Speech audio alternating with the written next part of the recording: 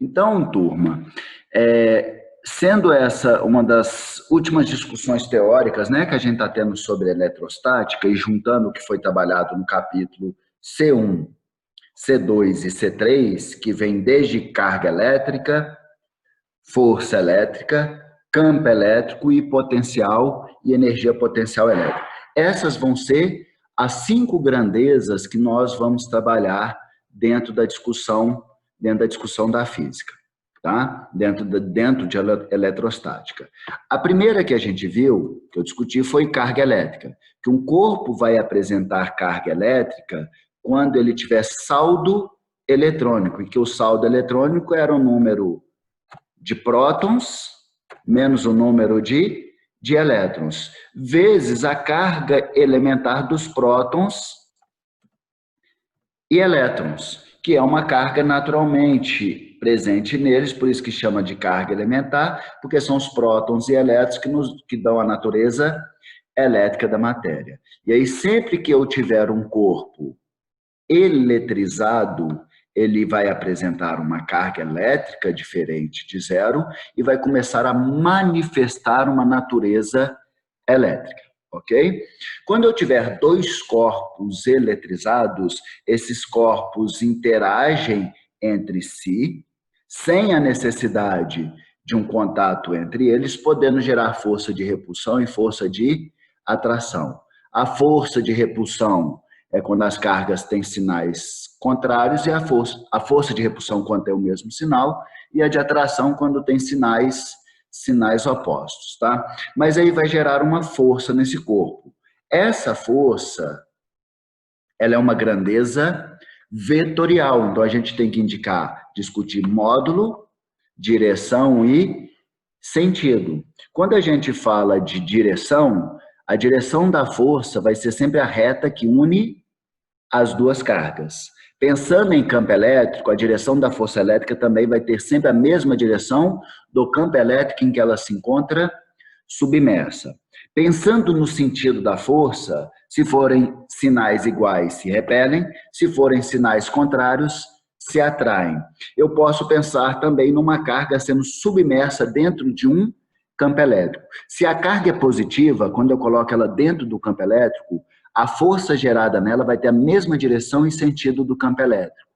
Se for uma carga negativa, a força elétrica gerada nela terá a mesma direção, sentido contrário do campo elétrico. Então, essas são as 2 formas que a gente viu de identificar a direção e sentido da força elétrica. Quanto ao módulo da força elétrica, nós vimos que o módulo é determinado por uma equação chamada de lei de Coulomb. Então, lei de Coulomb nada mais é a equação para determinar a intensidade da força elétrica, que depende basicamente do tipo de meio em que os corpos se encontram, o produto das cargas que estão interagindo sobre o quadrado da distância, ok? Lembrando que a distância tem que estar sempre em metro e as cargas têm que estar sempre em Coulomb. Legal. Essa foi a primeira grandeza após cargas elétricas que a gente discutiu sobre eletrostática.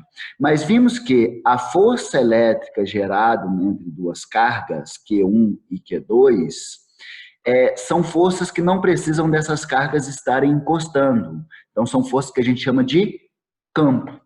Essas forças de campo surgem quando o corpo consegue gerar uma perturbação em torno dele, que a gente chama de campo de força. Corpos eletrizados sempre vai gerar uma perturbação no espaço em torno dele, conhecido como campo de força e campo elétrico, né? E este campo elétrico é uma grandeza que a gente analisa para entender o surgimento das forças elétricas quando eu tenho uma carga gerando um campo elétrico. Se eu inserir uma segunda carga, essa segunda carga vai interagir com a primeira por intermédio dessa perturbação que é gerada no espaço, que a gente chama de campo elétrico. Então, campo elétrico, ele também é uma grandeza vetorial. Então, o campo elétrico é uma mensuração que foi feita na perturbação gerada no espaço em torno da carga, né? E essa mensuração, ela precisa de uma orientação espacial. Módulo, direção e sentido. E, obviamente, né, gente, a unidade medida. Quando eu falo de direção e sentido de campo elétrico, uma carga positiva vai gerar um campo elétrico sempre saindo dela, uma carga negativa vai gerar um campo elétrico sempre entrando em direção a ela. E se eu quero saber a direção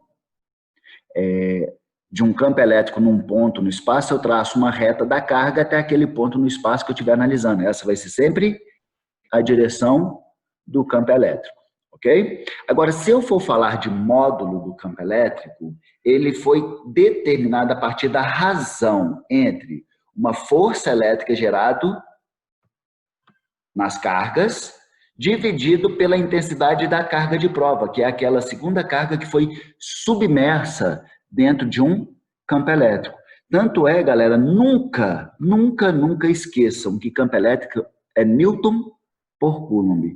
Aí a gente vai sempre lembrar que se é Newton por Coulomb, é determinado pela força elétrica gerada naquela carga que foi submersa dentro de um campo elétrico que existia no espaço. Ok? E aí, eu mostrei para vocês dentro do mapa mental que eu posso chegar na equação de campo elétrico também de uma carga pontual qualquer. Eu não preciso colocar uma carga de prova para eu conseguir entender qual que vai ser a intensidade do campo elétrico. Aí, a equação para determinar a intensidade do campo elétrico com a carga pontual nada mais é do que uma dedução de onde surgiu a mensuração do campo elétrico. Né? Eu pegar a força elétrica e substituir aqui pela lei de Coulomb, eu chego exatamente na equação de campo elétrico de uma carga pontual qualquer. Legal.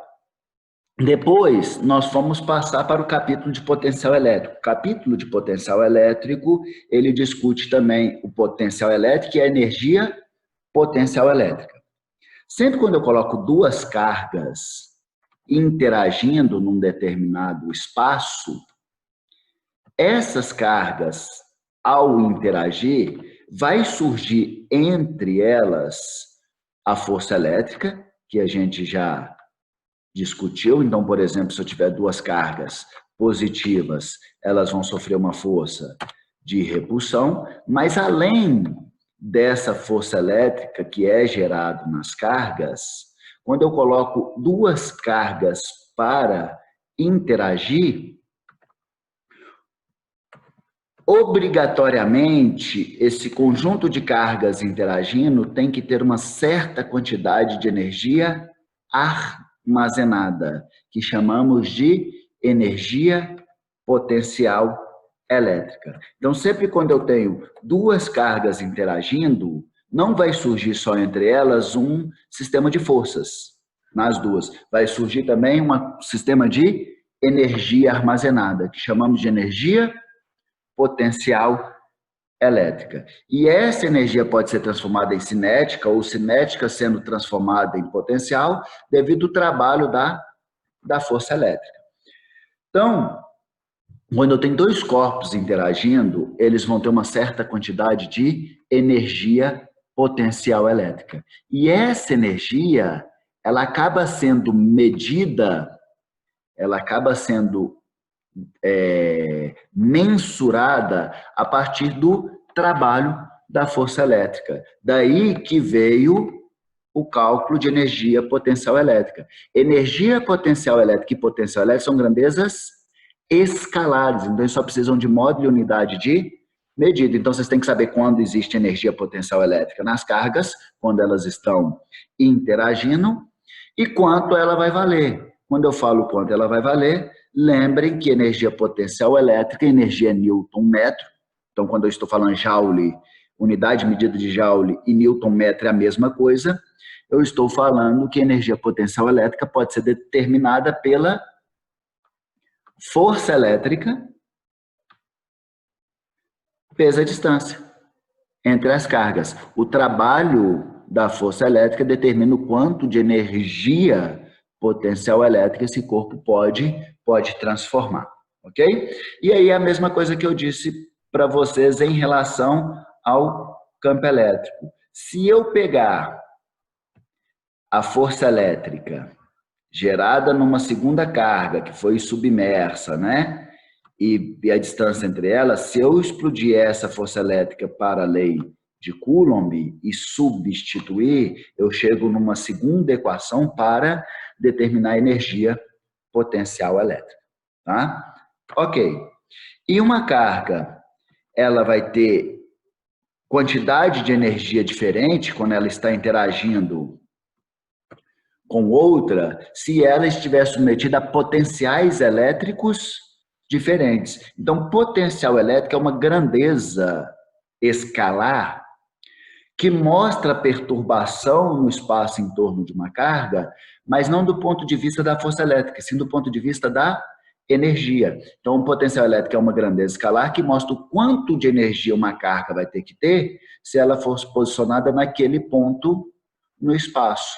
Quando você tem esse entendimento, inclusive potencial elétrico determinado por volt, volt é a mesma coisa que joule por coulomb, ele está mostrando quantos de joule cada coulomb de carga tem que ter de energia potencial elétrica armazenada para se encontrar naquele ponto no espaço. Então, se você lembrar da unidade de medida de campo elétrico, você determina a equação de campo elétrico. Se você sabe a unidade de medida de energia potencial elétrica, você determina a equação base de energia potencial elétrica. E se você sabe a unidade de medida de potencial elétrico, você chega na equação base de energia potencial, de potencial elétrico, tá? Então, o potencial elétrico, se é joules por coulomb, na verdade foi determinado pela razão de quê? Da quantidade de energia potencial elétrica que uma carga submersa dentro de um campo elétrico, né, dentro de uma região que está sofrendo uma perturbação elétrica, dividido pela intensidade da sua carga. E se aí eu pegar energia potencial elétrica e substituir na equação, eu chego na outra forma de calcular potencial elétrico. Okay? Então, essas são as grandezas discutidas dentro da eletrostática, juntamente com as suas formas de calcular. Algumas delas, tá? Não são todas, mas a partir daqui você chega em qualquer relação entre essas grandezas. Uma dica para vocês em relação a esse mapa mental. Vocês nunca podem esquecer que energia potencial elétrica veio do trabalho da força elétrica. Vocês nunca podem esquecer que potencial elétrico e energia potencial, potencial elétrico e campo elétrico veio da razão entre o que? No caso de campo elétrico, força elétrica pela carga. No caso de potencial elétrico, energia potencial elétrica sobre a intensidade da carga. Tá? Para facilitar a memorização dessas equações, eu mostro para os alunos o seguinte, que na outra equação, assim, olha, todas as grandezas, elas dependem do meio. Todas as grandezas que a gente está calculando aqui, energia potencial elétrica, força elétrica, campo elétrico e potencial elétrico, elas dependem do meio. Então, todas estão diretamente relacionadas à constante elétrica. Campo elétrico e potencial elétrico vai surgir em qualquer carga. Então, eu preciso de uma única carga para ter campo elétrico e potencial elétrico. Então, campo elétrico e potencial elétrico, ele é diretamente proporcional a uma única carga e não ao produto das cargas. Diferentemente de quando a gente está falando de energia e força, que são grandezas que só vai surgir fruto da interação de duas cargas. Então, energia potencial elétrica e potencial elétrico é diretamente proporcional ao produto das cargas. E se vocês verificarem, energia potencial elétrica e potencial elétrico é inversamente proporcional à distância. E força elétrica e campo elétrico é inversamente proporcional à distância ao quadrado. Para memorizar, o que eu falo com os alunos? Grandezas vetoriais sobre distância ao quadrado. Grandezas escalares sobre distância. Isso é só um macetinho, galera, que trabalhar com esse tanto de equação dentro de eletrostática, vocês têm que ter alguma estratégia de memorização e alguma estratégia para correlacionar uma grandeza com a outra. Sempre quando eu vou fazer uma questão, eu acabo abrindo um mapa mental, quando é necessário, obviamente, para eu chegar em qual é a forma que eu vou conseguir mensurar alguma dessas grandezas. Tá bom? Então, basicamente, é isso que foi discutido nessas aulas sobre eletrostática. Obviamente, filosofamos mais, aprofundamos em alguns detalhes, mas, a grosso modo, é isso aí. Ok? Então, nós vamos fazer alguns exercícios, inclusive o exercício 1 já foi realizado. Nós vamos começar agora o nosso exercício